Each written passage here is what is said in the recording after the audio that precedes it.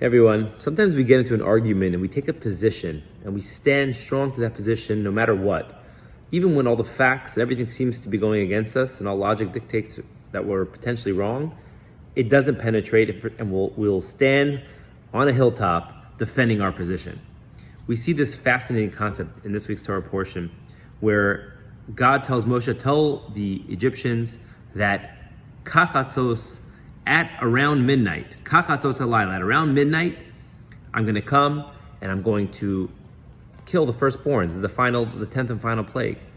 And the commentators point out, why are you telling them at around midnight? What is that supposed to mean? Why don't you just say midnight at that time?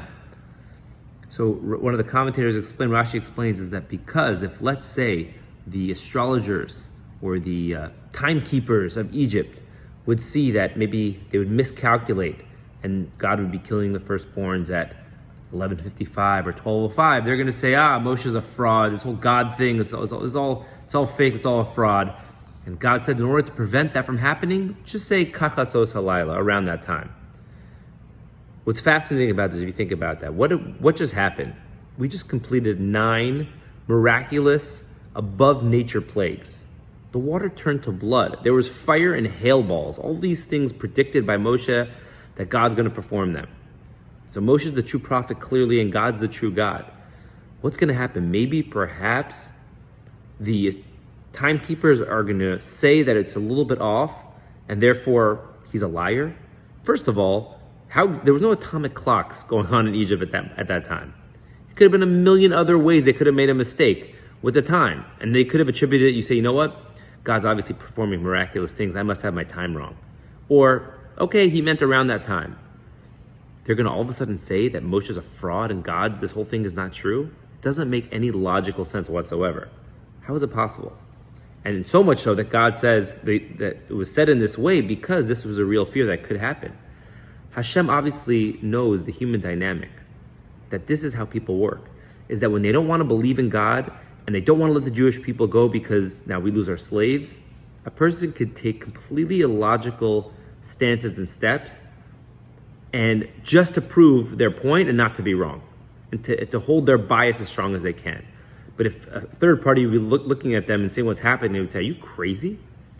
This is a concept I think that is extremely relevant in our daily lives. You see this on a spiritual level, where I'll take a position of, I believe in this, but what if I show you this and that? This is what I believe in, or this is what I do.